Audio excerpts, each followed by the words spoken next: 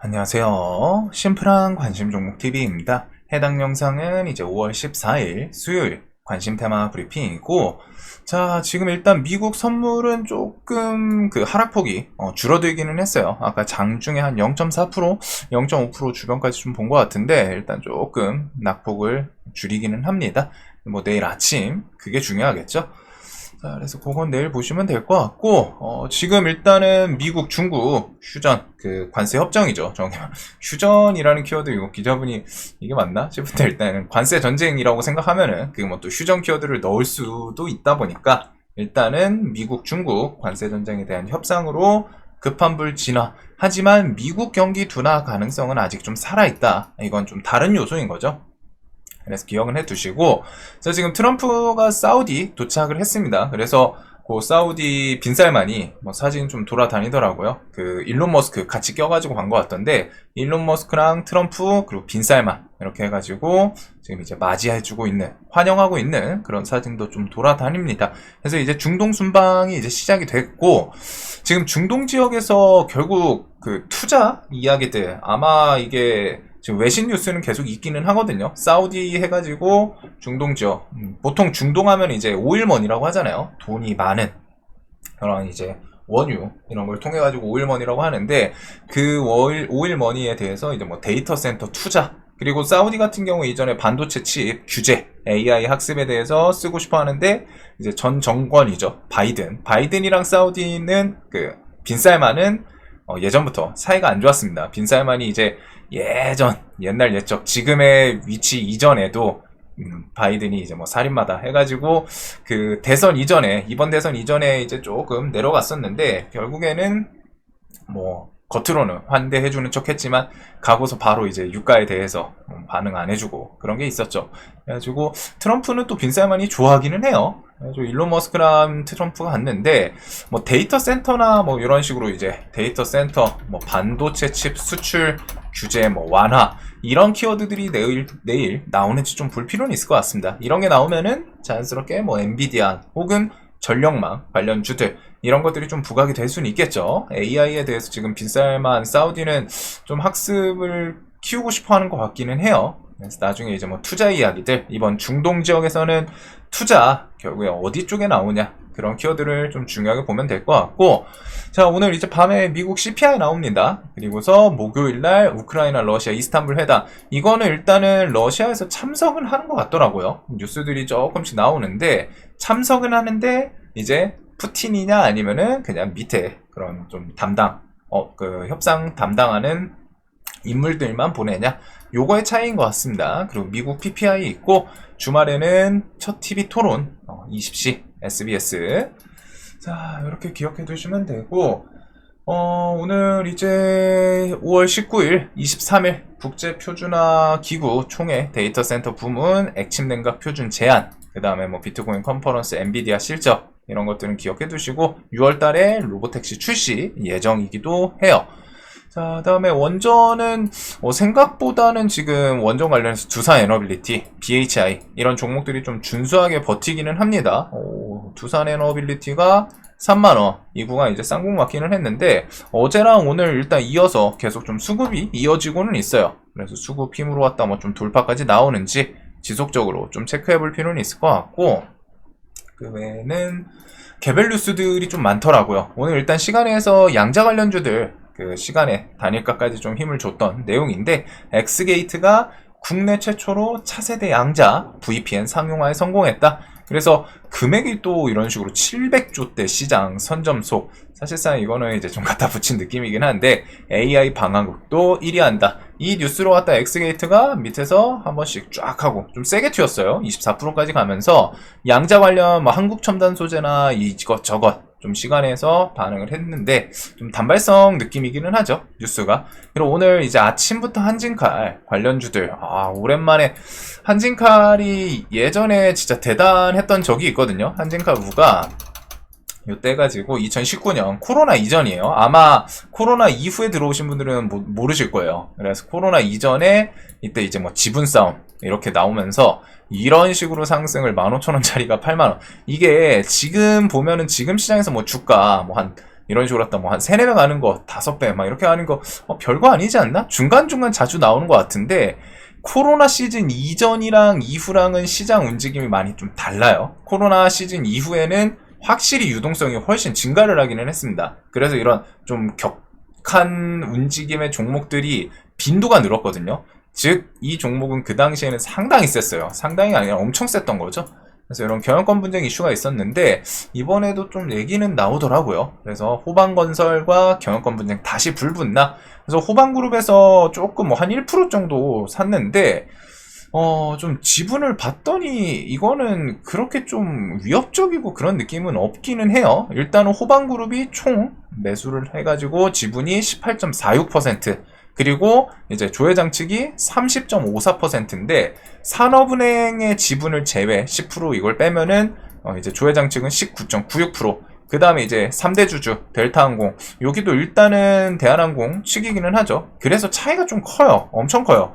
여기서 이제 산업은행 포차 이거 둘 다 떼고서 이제 19랑 18%, 즉 1% 조금 넘게 1.5% 차이니까 그걸로 이제 시장에서 좀 부각을 시킨 것 같기는 한데 좀 극단적인 비교이기는 한 것 같습니다. 산업은행이랑 델타항공은 어찌됐든 뭐 나중에 돌아설 수는 있어도 기본적으로 좀 대한항공 기업 편이기는 하거든요. 그래가지고 이런 것들은 그냥 좀 기억해 두시고 요게 저는 뭐 아직 뭐 뉴스를 통해 가지고 뭐 크게 막 계속 이어질까 싶은 좀 갸우뚱하는 내용은 있어요. 근데 뭐 어떻게든 또 끌고 올려놓은 그런 내용이고, 자 요거 외에는 뭐 정책 테마 요쪽은 이제 좀 계속 조심하셔야 됩니다. 오늘 김문수 관련주 움직임은 화려하기는 하더라고요. 어제 점상이고 관련주들 상한가 좀 여러 개여서 그런지 평화홀딩스 갭 좀 많이 뜨겠거니 했는데 진짜 셌어요. 그리고서 그 와중에 저점 깨고서 한번 또 기술적인 반등까지 좀 세게 했는데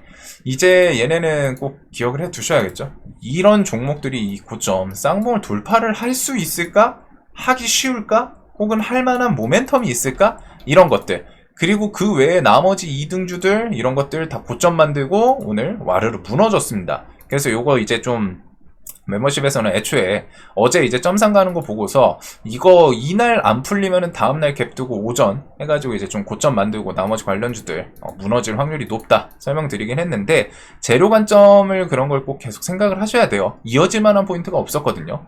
그래서 일단은 이렇게 좀 와르르 무너지는 모습이고, 이제 이쪽뿐만이 아니라 대부분의 정치 관련주들 좀 이제 변동성이 큽니다. 확실히 좀 대체적으로 좀 시퍼렇죠. 해가지고 물론 이쪽 이제 정책 같은 경우에는 뒤에 언급을 통해서 한 번씩 더 튈 수도 있어요. 근데 이제 특히 인맥주는 조금 더 조심할 그런 시즌이 온 것 같고, 상지건설은 오늘 여기서 트리플 저항을 좀 막기는 했습니다. 근데 이 종목은 정말 강해서, 근데 상지건설 5월 20일 전환청구권 행사 그 물량이 꽤 많기 때문에 조심하기는 해야 돼요. 얘는 가더라도 그 전에 무너질 확률이 높습니다. 그래가지고 이런 건 뭐 이제 데이 관점 아니면은 좀 스윙, 오버나잇 이런 것들은 조금 조심하시는 게 좋을 것 같고, 장중의 변동성이 커요, 확실히. 자, 그다음에 이제 뭐 정책 같은 경우에는 대략적으로 여기 있는 정책들이 대체적인 그 10대 공약 요게 좀 엮여 있던 애들이고, 그 외에는 만약에 이제 사우디 이런 거 뭐 데이터 센터, 반도체 칩 키워드 나오면 이제 반도체 관련 주들, 근데 우리나라는 삼전이랑 하이닉스는 좀 항상 아쉬워요. 얘네들은 갭 뜨고 하면은 그 뒤에 우르르 패대기 치는 경우가 많은데, 근데 오늘은 일단 좀 밀렸지만 얘네 아직 조금 더 보기는 해야 될 것 같습니다. 반도체 관련해서 흐름 자체가 그래도 미국, 중국 그런 패권 다툼에서 일단 수출 규제 완화 이런 것들이 결국에는 엔비디아 주가에 좀 훈풍을 넣어줄 수도 있고, 엔비디아가 잘 가면은 결국 삼전하이닉스 이런 애들도 덩달아서 같이 좀 움직이는 건 있죠. 그래서 그런 흐름까지는 좀 생각을 해 둘 것 같고, 나머지 반도체 애들도 좀 셌던 애들 위주로 튈 때 엄청 화끈하게 튀는 애들이 있어요. 끼 좋은 애들, 심텍, 한미반도체, 그 다음에 뭐 제주반도체, 미래반도체 이런 애들, 퀄리타스도 그렇고 조금 튈 때 화끈화끈하게 튀는 그런 애들 위주로 좀 기억을 해둘 필요는 있을 것 같아요. 반도체가 그래도 지금 조금 저점에서 턴시킬 수도 있는 그런 상황이지 않나. 그 다음에 이제 뭐 데이터 센터 같은 거 투자는 뭐 이런 변압, 전선 이런 것들도 엮일 수 있고, 변압 전선 같은 경우에 우리나라에서도 키워드 엮일 수 있습니다. 해가지고 얘네들 밑에서 대체적으로 좀 돌리는 흐름이기는 하거든요. 좀 됐죠. 그래가지고 이런 것들은 우선 그 뉴스 키워드 붙이면은 그때 좀 부각되나, 아니면은 좀 같이 투자하시는 분들은 이런 이번에 하락 구간들 좀 꽤 괜찮게 보시는 분들도 있더라고요. 그래서 저거는 뭐 추세나 뉴스 붙이는지.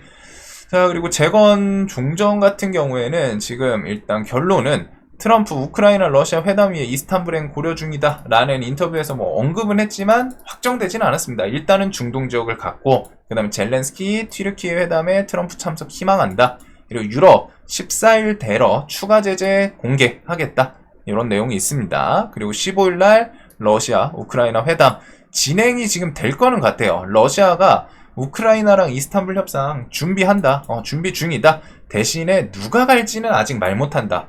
그래서 여기서는 이제 서프라이즈하게 시장에서 좋을 수 있는 거는 푸틴 참여, 이 키워드가 나오면 엄청 좋겠죠. 그리고 푸틴이 오면은 아마도 트럼프나 푸틴 둘 중에 한 명이 오면은 결국에는 반대쪽도 올 거라고 생각하거든요. 트럼프든 푸틴이든 나 이스탄불 간다 하면은 아마 반대쪽도 좀 오지 않을까 싶은데, 일단은 요거는 발표 나오는지 좀 잘 보시면 될 것 같아요. 그래가지고 푸틴이 올지 아니면은 밑에 그런 협상 인원들을 보낼지, 그리고 트럼프 액션도 조금 중간중간, 가자지구 대신 러시아 우크라이나 중재 터키 가는지, 이런 것들은 좀 잘 보시면 될 것 같습니다. 그래서 푸틴이 가면은 뭐 협상 결과는 뭐 당일 바로 좀 탁 하고 나오고 그러지는 않을 거예요. 그런데 그럼에도 불구하고 시장에서 일단 기대할 수 있는 부분은 있겠죠, 시장에서. 그래서 일단 뭐 재건주들 대신에 이제 일각의 외신 뉴스, 아직 우리나라 뉴스로 안 바뀐 것 같은데 외신 뉴스 중에 그건 있습니다. 그 미국 트럼프도 그렇고 그 지금 우크라이나 러시아 협상 좀 제대로 진행 안 하면은 미국 같은 경우 중재에서 손 뗀다, 이런 식의 이제 협박성, 경고성 발언도 외신 뉴스엔 있기는 하더라고요. 그래가지고 이제 미국에서 손 뗀다 하면 뭐 순간적으로 좀 출렁할 수는 있겠죠.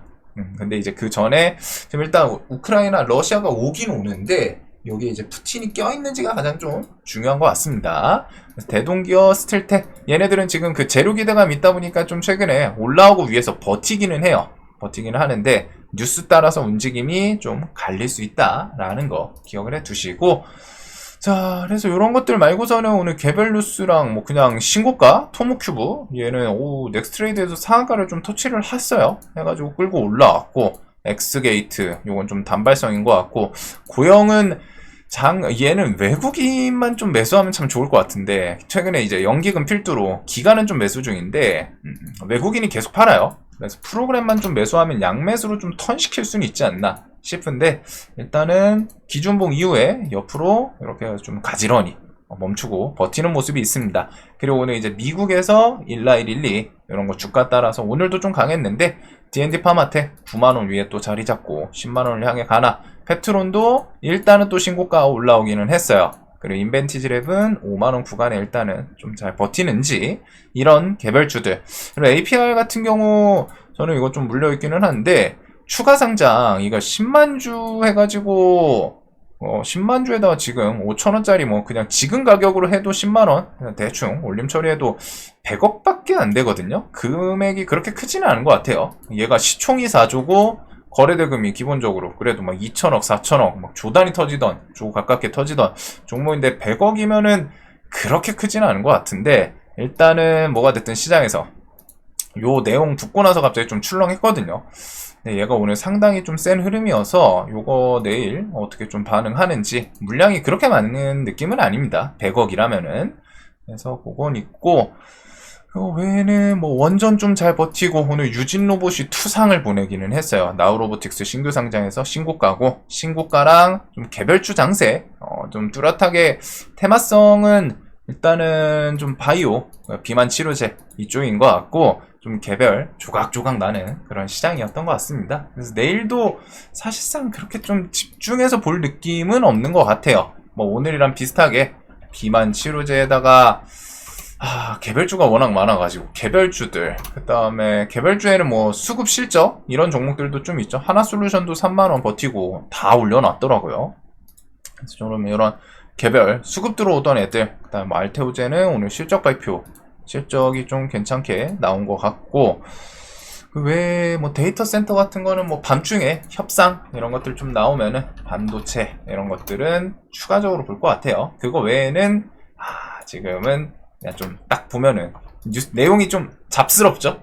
그만큼 집중해서 와 이거는 꼭 봐야 돼 이런 느낌이 없어요. 이런 거 다 개별 이슈여가지고 그냥 좀 느긋하게, 특히 지금 눌림 매매 주축으로 하시는 분들은 좀 시장 지수가 낮지는 않습니다. 여기서 좀 더 치고 가기 시작하면 더 이제 RSI 계속 좀 집중하면서 과매수 구간에 좀 들어서는지 이런 거는 좀 계속 생각해 둬야 될 것 같아요.